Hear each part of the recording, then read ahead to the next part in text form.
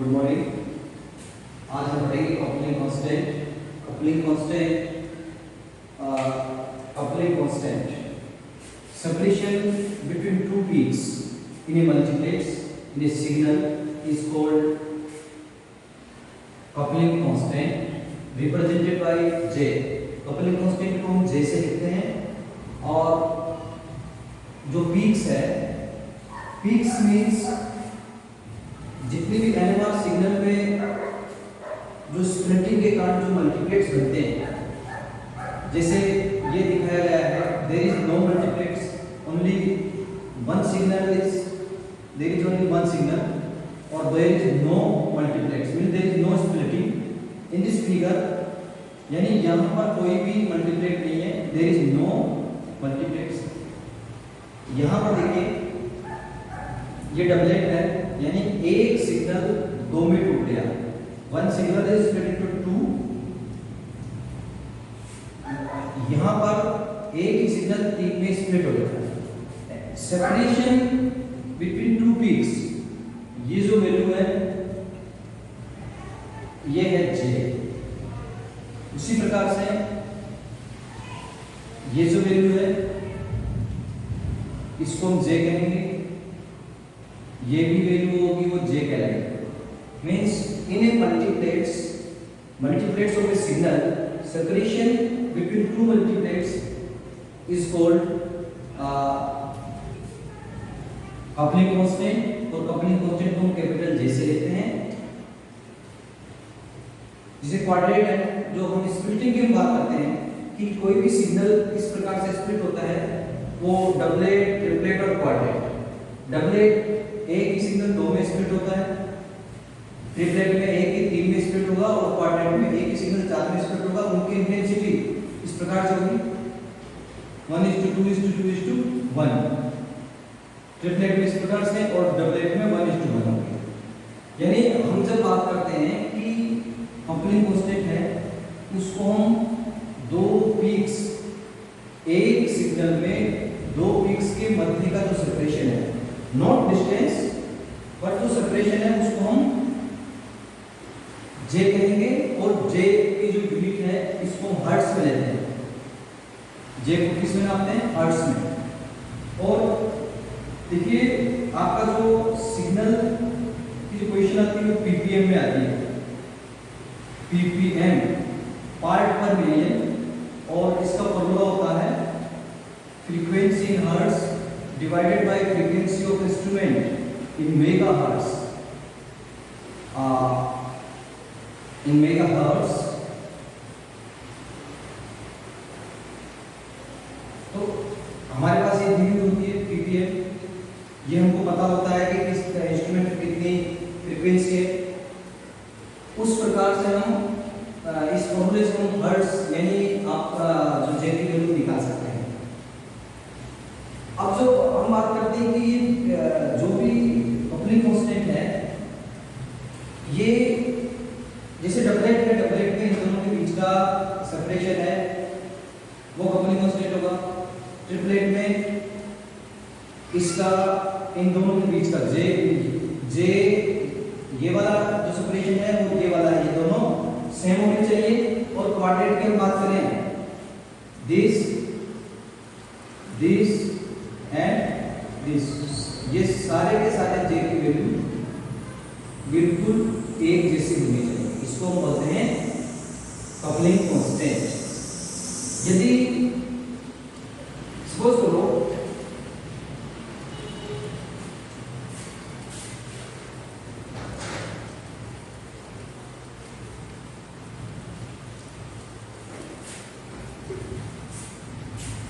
यदि ये कोई डबलेट है, इसका सपोज करो फ्रीक्वेंसी है 2.8 हर्ट्ज है और इसकी है आपके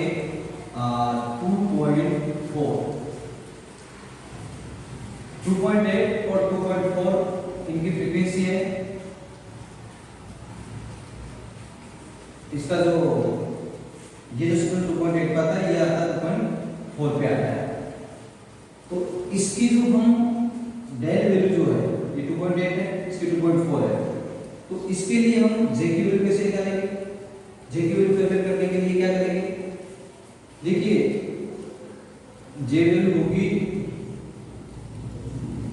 इनके सेंटर का जो सेपरेशन है ये जे वैल्यू होगी, मींस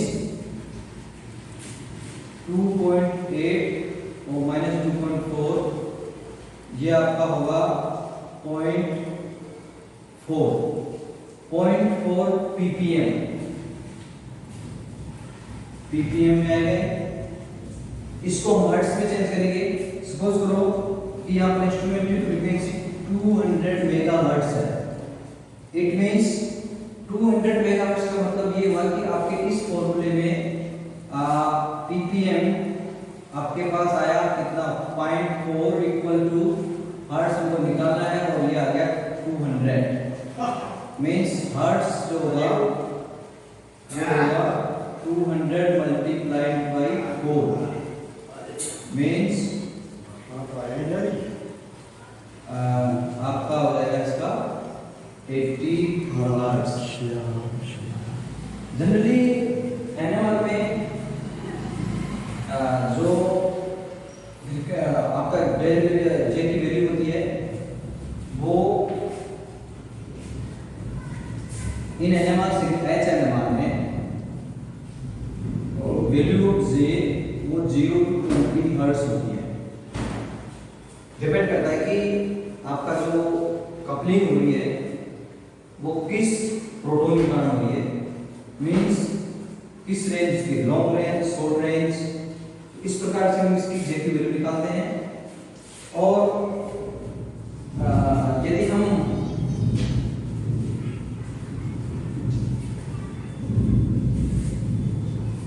इसको हम हटा देते हैं यहाँ से,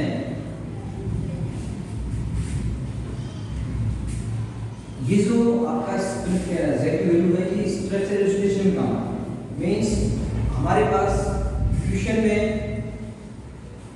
जे की वैल्यू दी हुई होती है और उससे हम स्ट्रक्चर का पता लगाते हैं कि संबंधित स्ट्रक्चर या पॉसिबल स्ट्रक्चर क्या होगा। सपोज करो कि हमारे पास जैसे quadrat,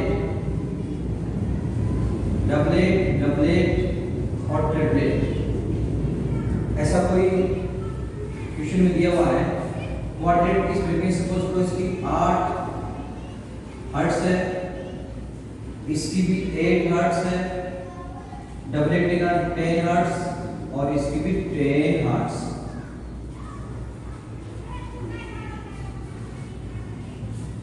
hertz means quadrate, doublet, doublet और ट्रिपलेट। इस डाटा से हमको स्ट्रक्चर का पता लगाना है। तो सबसे पहले हमको ये पता लगाना होगा 8 हर्ट्ज क्वाड्रेट जो आपका सिग्नल है उसकी जो कपलिंग कांस्टेंट है उसका 8 हर्ट्ज है। डबल जो डबलेट है मतलब देयर आर 4 सिग्नल्स दिए गए हैं जिसमें एक क्वाड्रेट है, 2 डबलेट है और एक ट्रिपलेट है। इससे संबंधित स्ट्रक्चर क्या हो सकता है, एक इससे पहले एक एग्जांपल लेते हैं। सपोज करो ये कोई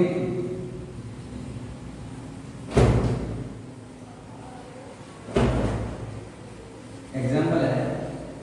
there are 2 types of protons, these 3 protons are equivalent and another these 2 protons are also equivalent. There will be 2 signal in NMR spectrum. 2 signal is observed in NMR spectrum.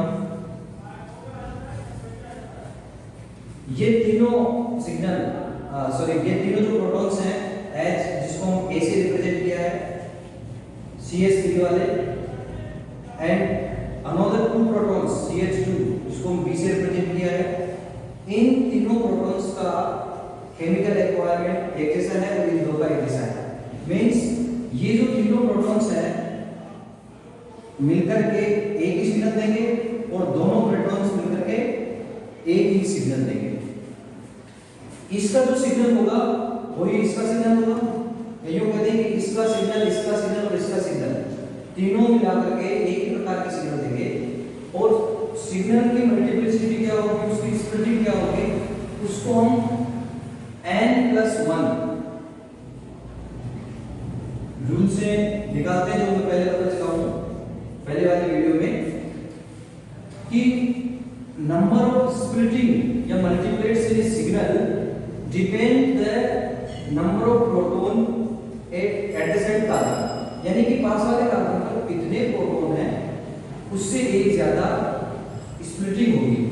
Means यदि हम इन तीन protons की बात करें या suppose करो कि हम HA की बात करते हैं, इट जो splitting will be affected by the coupling of HB and another HB। इसकी जो बात कर देंगे तो नंबर ऑफ सिग्नल जो होंगे वो डिपेंड करेगा n+1 से। ये होगा ट्रिपलेट।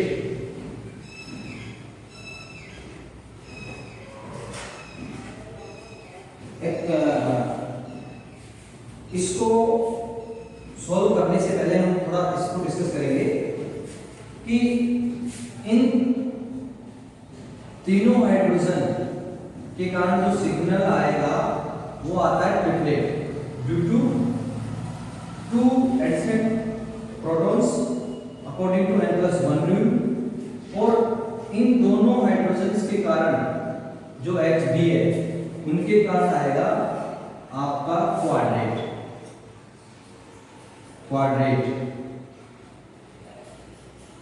और ये आएगा ट्रिपलेट।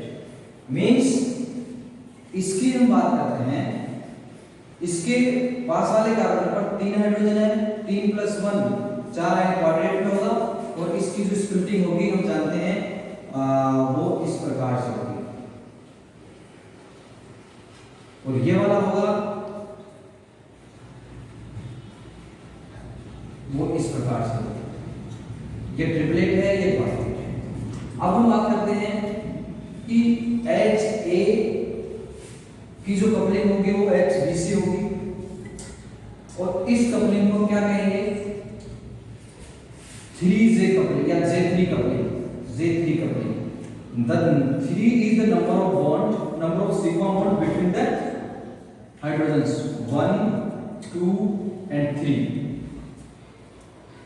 यानी HA का जो कपलिंग कांस्टेंट होगा J3AB और इसका भी कपलिंग कांस्टेंट होगा HB का, इसका होगा J3BA।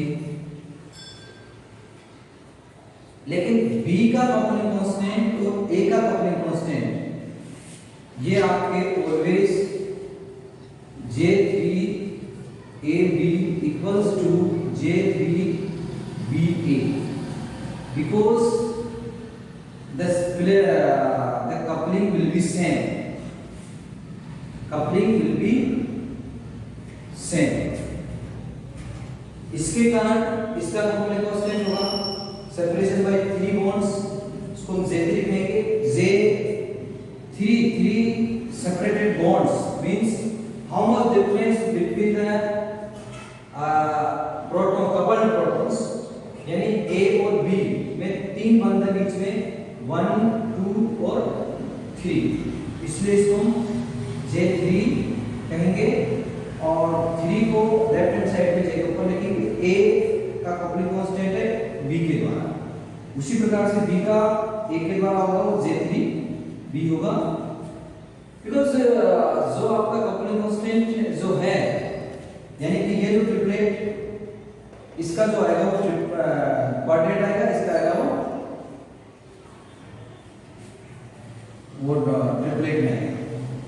अब हम बात करते हैं कि जो क्वेश्चन था हमारा कि सपोज करो कोई हमारे पास डाटा है, उसमें हम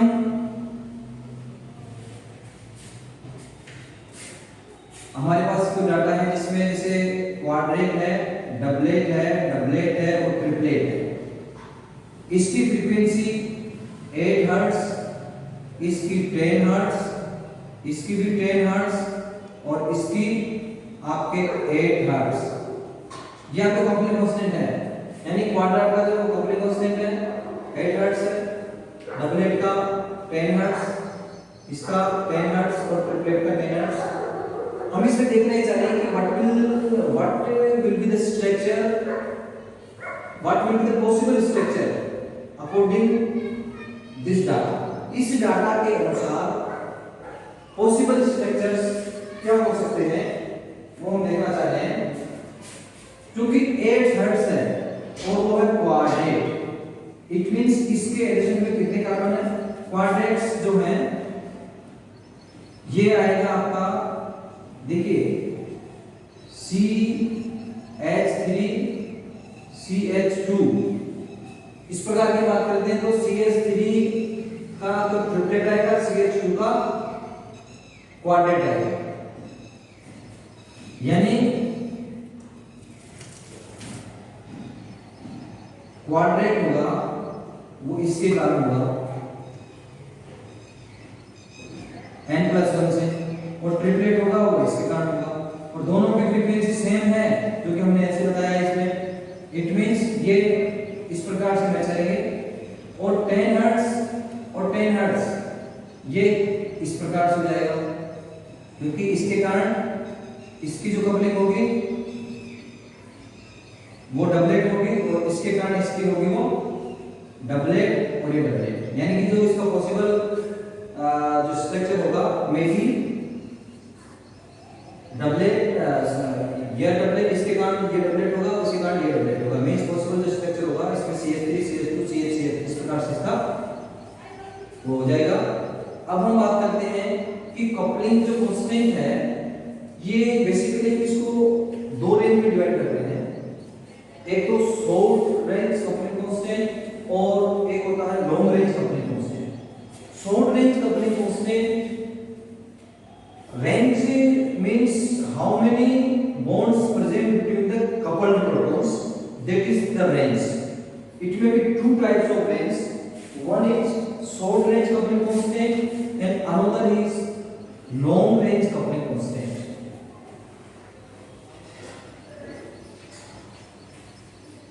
शॉर्ट रेंज कपलिंग कांस्टेंट की हम बात करें, जो कपलिंग कांस्टेंट J है divided two parts, short range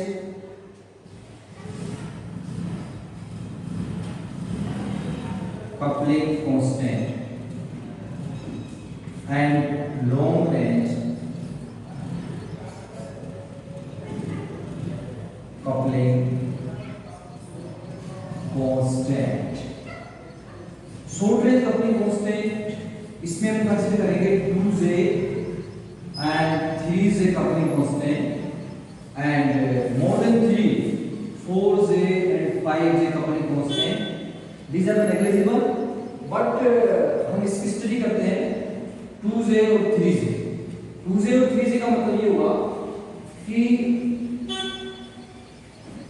यदि ये रेसिडुअल प्रोटॉन्स हैं HA और HB, इसका कपलिंग कांस्टेंट इसके द्वारा 2J होगा, 2J coupling constant means A और B separated by 2 sigma bonds and 3J जो कपलिंग कांस्टेंट है जो हम पढ़ चुके हैं पहले H and H जो भी है, तो A और B 1 2 3 ये होगा 3J coupling constant.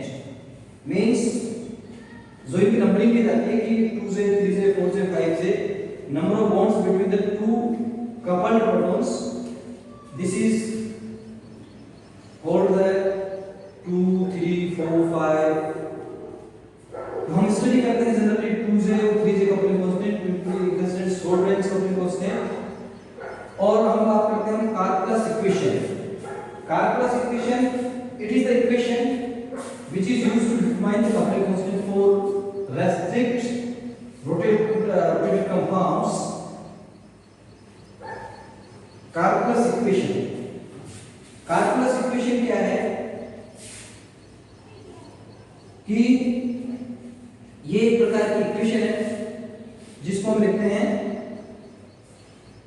It is used to determine the value of coupling constant J. दो इक्वेशन है इसमें 8.5 cos स्क्वायर थीटा माइनस 0.28 और 9.5 cos स्क्वायर थीटा माइनस 0.28. जो आपके 8.5 cos स्क्वायर थीटा माइनस 0.28 जो है it is valid for the compound having dihedral angle 0 to 90 degree, and second 9.5 cos square theta minus 0.28 valid for compounds in which dihedral angle 90 to 180 degree. यानी कि ये जो calculus equation है, this equation is called calculus equation or used to determine the coupling को value of coupling constant J in which compounds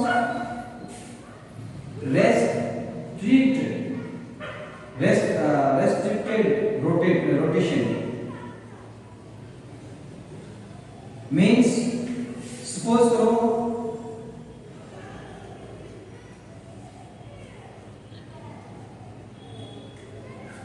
this is A and this is B because the rotation of through this bond or axis is restricted or all the cyclic compounds like this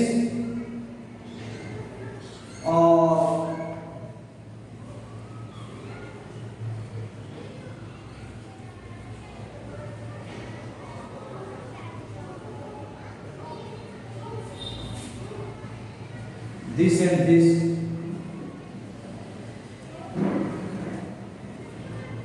is used to determine the value of coupling constant J. An equation is used. This equation name is calculus equation. The calculus equation is 8.5 cos square theta this in which bond angle जो है dihedral angle 0 to 90 degree के लिए 8.5 होगा और 9 to 180 degree के लिए आपका जो डायहेड्रल एंगल होगा जो calculus equation होगी 9.5 वाला. अब बात आती है what is the dihedral angle.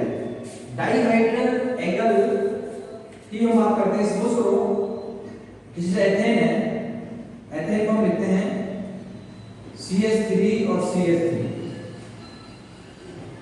इसको हम इस प्रकार में लिख सकते हैं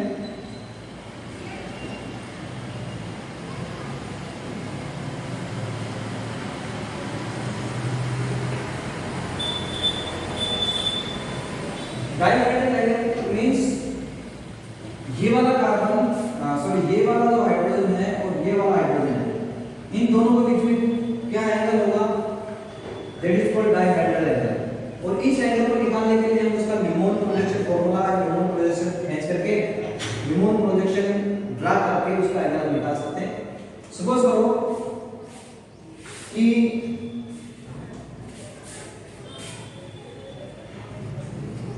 न्यूमन और साहस दोनों से एंगल निकल सकता है.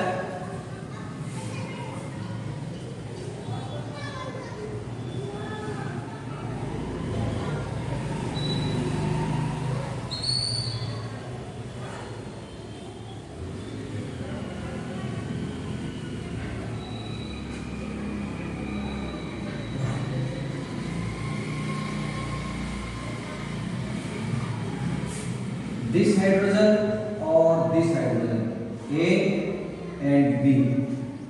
This is A and this is आपका B. A and B. यदि हम इसकी बात करते हैं dihedral angle theta will B 0. इसकी बात करते हैं तो थीटा विल बी 180 डिग्री. कैसे होगा? क्योंकि ये वाला और ये वाला इसको हम यहाँ ट्राई करें इसमें इन दोनों के बीच जो एंगल होगा 180 डिग्री होगा और इसको और इसको यहाँ ड्रा करें तो इसके बीच में जो एंगल होगा 0 डिग्री होगा. इसको हम न्यूमन प्रोजेक्शन भी समझ सकते हैं कि देखिए ये एथेन का स्ट्रक्चर है,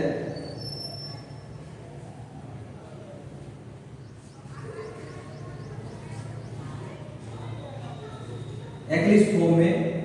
ये जो एंगल होगा डायमीटर एंगल 0 होगा, और अगर हम इसको यूं करें